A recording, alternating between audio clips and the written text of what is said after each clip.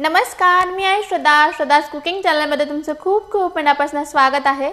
तर आज आपण बनवून घेणार आहोत काही मिनिटात बनून तयार होणारा नाश्ता म्हणजेच पोहा कटलेट। सर्वांचा आवडता नाश्ता पोहा असतो।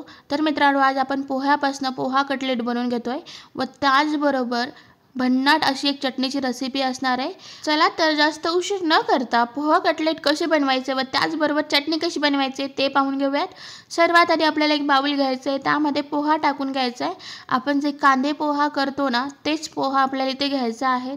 तर मी इथे साधारण अर्धी वाटी पोहे घेतलेले आहे। आता आपल्याला पोहा कटलेट किती प्रमाणात बनवायचा आहे त्यानुसार पोह्याची क्वांटिटी आपल्याला कमी किंवा जास्त करायची आहे। तर इथे मी 2 ते 3 पाण्याने पोह्याला व्यवस्थित धुवून घेतलेला आहे। त्यानंतर आपण थोडं थोडं करून पाणी टाकून घेऊयात, जेणेकरून पोहे छान असे भिजत जातील। एवढंच पाणी आपल्याला टाकायचं आहे, खूप जास्त पाण्याचा वापर इथे आपल्याला करायचा नाही।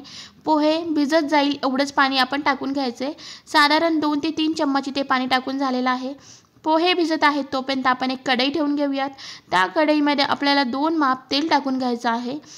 2 चमचे चण्याची डाळ टाकायची आहे, म्हणजेच हरभऱ्याची डाळ टाकायची आहे। याचबरोबर 1 चमचा भरून पांढरी उडदाची डाळ टाकून घ्यायची आहे। मित्रांनो, आपल्याला हरभऱ्याच्या डाळीला आणि उडदाच्या डाळीला साधारण 1 मिनिट छान असं फुलेपर्यंत भाजून घ्यायचं आहे। साधारण 1 मिनिट झाला की त्यानंतर आपल्याला इथे शेंगदाणे आणि डाळवं टाकून घ्यायचे आहेत। डाळव्याचं प्रमाण कमी ठेवायचं आहे आणि पुन्हा डाळवं आणि शेंगदाणे व्यवस्थित भाजून झाले की आपल्याला यामध्ये उभ्या आकारात कापलेला एक कांदा टाकून घ्यायचा आहे। याचबरोबर 2 लसूणच्या पाकळ्या आणि 2 आल्याचे तुकडे टाकून घ्यायचे यामध्ये आणि व्यवस्थित छान असं भाजून घ्यायचं आहे। आता आपल्याला जर चटणी स्पायसी हवी असेल तर इथे आपल्याला 4 ते 5 सुकलेल्या लाल मिरच्या टाकून घ्यायच्यात, म्हणजेच वाळलेल्या लाल मिरच्या टाकून घ्यायच्यात, जे की बाजारात आपल्याला सहज भेटतात। आणि जर तुमच्याकडे लाल मिरच्या नसतील तर तुम्ही या ठिकाणी हिरव्या मिरच्या सुद्धा टाकू शकता। तर हे सर्व साहित्य साधारण 3 ते 4 मिनिटं व्यवस्थित लो फ्लेमवरतीच भाजून घ्यायचं आहे। तर हे पहा, हे सर्व साहित्य छान भाजून झालेले आहेत। आपण आता हे थंड करून घेऊयात। थंड करून घेत आहोत तोपर्यंत इकडे पहा, पोहे पण छान मुरलेले आहेत।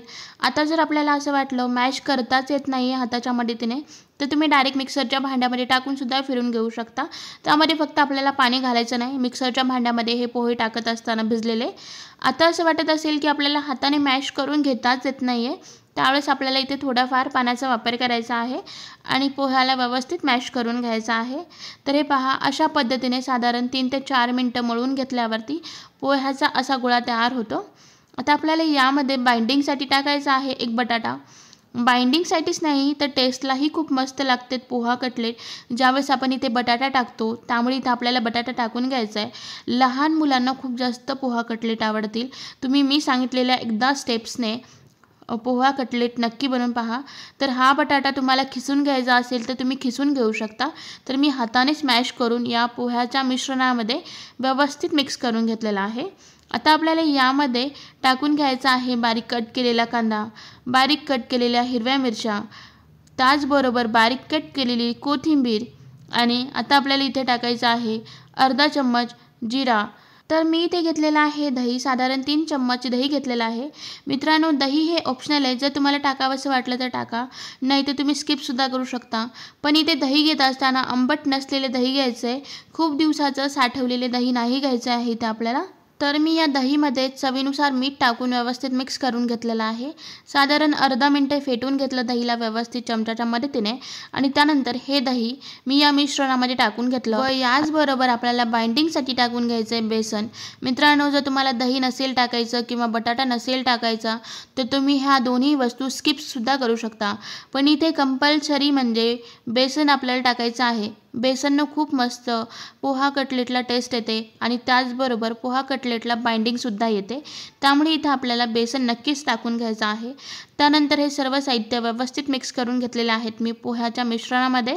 तर तुम्ही पाहू शकता मस्त असा गोळा तयार झालेला आहे। आता आपण गोल शेपमध्ये एक छोटे छोटे गोळे करून घेऊयात आणि त्यानंतर हलकंसं प्रेस करून घेऊयात। तर अशा पद्धतीने गोल फिरून आपण पोहा कटलेट गोल शेपमध्ये बनवून घेऊयात। तर इथे आपण पोहा कटलेट अशाच पद्धतीने सर्व पोह्याच्या मिश्रणापासून बनवून घेऊयात। आता इथे आपण पोहा कटलेट बनवून घेतलेले आहेत। आता आपण फ्राय करून घेऊयात। फ्राय करून घेण्यासाठी एक पॅन घ्यायचा आहे, त्यामध्ये थोडंसं तेल टाकून घ्यायचं आहे। खूप जास्त तेल नाही लागत इथे, थोड्याशा तेलामध्ये सुद्धा पोहा कटलेट हे व्यवस्थित फ्राय होतात। आता आपण या तेलामध्ये छान पोहा कटलेट क्रिस्पी होईपर्यंत फ्राय करून घेऊयात. आणि पोहा कटलेट तुम्ही तेलामध्ये फ्राय करून घेत असताना लो टू हाय मीडियमवरती आपल्याला मस्त कलर येईपर्यंत फ्राय करून घ्यायचा आहे, क्रिस्पीपणा येईपर्यंत फ्राय करून घ्यायचं आहे पोहा कटलेटला. पोहा कटलेट फ्राय होत आहेत तोपर्यंत आपण चटणी पाहून घेऊयात. तर हे पहा, आपण सर्व भाजून घेतलेले साहित्य थंड झालेले आहेत. साहित्य थंड झालेले आपल्याला ते मिक्सरच्या भांड्यामध्ये टाकून घ्यायचे आहेत. त्याचबरोबर कोथिंबीरचे देठ टाकून घ्यायचे आहेत. चवीनुसार मीठ टाकून घ्यायचं आहे आणि आपल्याला चटणी कितपत पातळ हवी आहे त्यानुसार पाणी टाकून घ्यायचं आहे यामध्ये. तर आता आपण चटणीचं स्मूथ असं बॅटर तयार करून घेऊयात.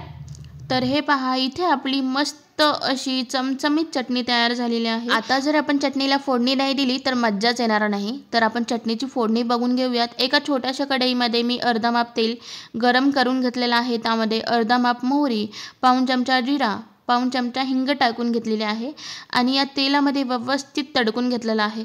त्यानंतर या फोडणीमध्ये म्हणजेच या तडक्यामध्ये आपल्याला चटणी ही व्यवस्थित मिक्स करून घ्यायचं आहे.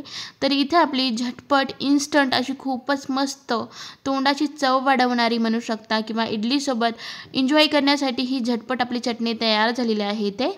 तर हे पहा, एका साईडने छान असा कलर आलेला दिसला म्हणजेच क्रिस्पी एका साईडने पोहा कटलेट झालेले दिसले की बाजू पलटून दुसऱ्या बाजूने सुद्धा आपल्याला पोहा कटलेट क्रिस्पी होईपर्यंत भाजून घ्यायचा आहे, म्हणजेच तेलामध्ये फ्राय करून घ्यायचे. मित्रांनो, तुम्ही या पोहा कटलेटला अगदी कमी तेलात फक्त भाजून सुद्धा घेऊ शकता. तर हे पहा, इथे मस्त असा पोहा कटलेटला कलर आलेला आहे आणि आपले इथे क्रिस्पी कमी वेळात पोहा कटलेट बनवून तयार झालेले आहेत.